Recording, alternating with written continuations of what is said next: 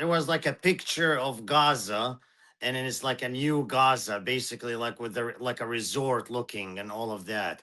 So they're like, they're trying. There's a lot of ways, like Tommy said, where they inflict like a psychological damage on everybody over there. One of them was basically like some propaganda about October 7th, and in that they keep like putting it 24/7 with the music, all the whole entire time you'll hear that. And then like Tommy said, like, no toilet paper, nothing, like, like you can use. Like I remember myself like trying to go into the water, get a little water, and then go back, and then so I can clean myself.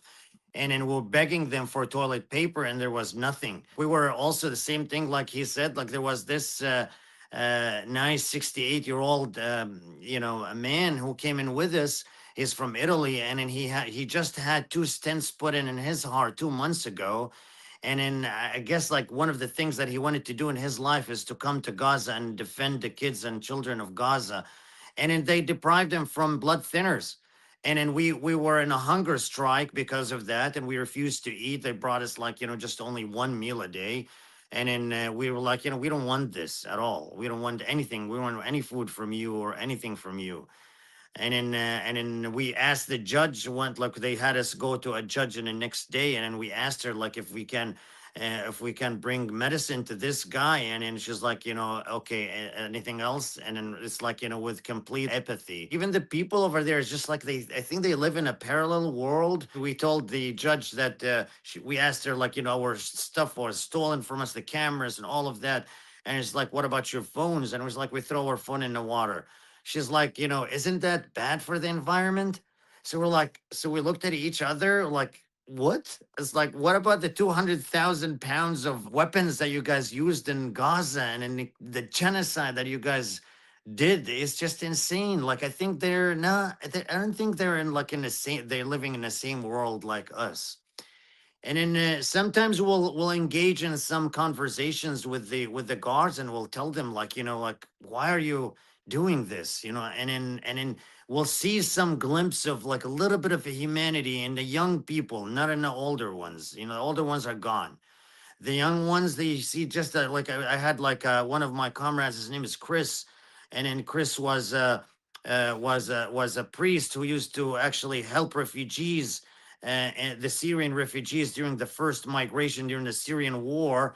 And then he used to take them. He helped close to 100,000 refugees. He's like an amazing, amazing person, like really courageous and an incredible personality. And then he'll speak to them how Yosha and what he said and all of that. And then they'll be surprised by how he knows about that. And then they'll start talking to him, and then they'll feel bad about certain things. But again, like, these things are like really, honestly, like really extremely, extremely rare to see. It sounds like the whole entire society is indoctrinated since they're like very, very little into hatred and into thinking that Palestinians, like Tommy said, they're subhuman, and in their lives doesn't mean anything. I remember seeing this guy who wrote, like Tommy said, he wrote like in a bunker bed. He wrote, "My name is Marwan Fathi Abul Qara. I was abducted in 1/1/2025. My son Asim was as is a martyr, and in my son Fathi is also a martyr, and in this is my story." It's just very sad, very sad. The things that me and Tommy saw was like one of a million of whatever the Palestinians are seeing. You've seen the testimonials from the people who just left crying and said, please save the prisoners. They're in like extreme imminent threat of death. It's just very, very, very sad stories. Like me and Tommy, like we got beaten up a little bit here and there. They're getting their bones broken. Yeah. They're getting tortured every single day, like like psychological torture. I remember, like, there's like they have in the speaker every single night, like this sound of like, it sounds like a gunfire, like tat tat tat tat tat tat tat tat tat tat tat, and I'm like, what is that in the middle of the night? It's crazy. and it wake you up 10 times a night for like a head count for something like, well, where are we going? Like, we're not going anywhere, still the same number, but just like this trauma they have to expose you to. And in that, the sad thing, and it's not about me, it's not about Tommy, it's not about any of our comrades, it's about these poor Palestinians. They're just being annihilated, and then they're being subjected to all kinds of torture, rape, sexual, killing, and in like telling them that your family is dead. There's nothing in Gaza every single day, every single day, every day. It's just extremely bad. It's really bad. It's really bad. Like, the cage that they put us in when we first came in from that bus. We went down all disoriented from this cold sub-zero bus, and then we went into the cage, and they're all surrounding us like rabid wild dogs, and then cussing us and talking to us in Arabic sometimes, because I look Arabic, obviously. So it's starting talking to me in Arabic, and then harassing me and all of that. And in the minute they know somebody is like from a certain country, oh my God. Oh my God. It's just like, like hell. And same thing like Tommy, the minute they know they are like you're from Jewish ancestry, it's like you are like a huge, huge target. This lady, Noah, was one of our comrades. They shackled her from her hands and from her legs. They hang her into that position, and into kicked her in the face and in her belly, and like like told her we're gonna rape you and all of that kinds of shit. It's just so bad. It's really, really bad. And then the reason is simple, is because like the minute they lose control and their base, which is the Jewish people who indoctrinated since they're little, that's a big problem, a big threat to their existence, which is basically like, hey, we're Jewish people, we're supposed, Yeah. we got discriminated against and all of that. What are you doing?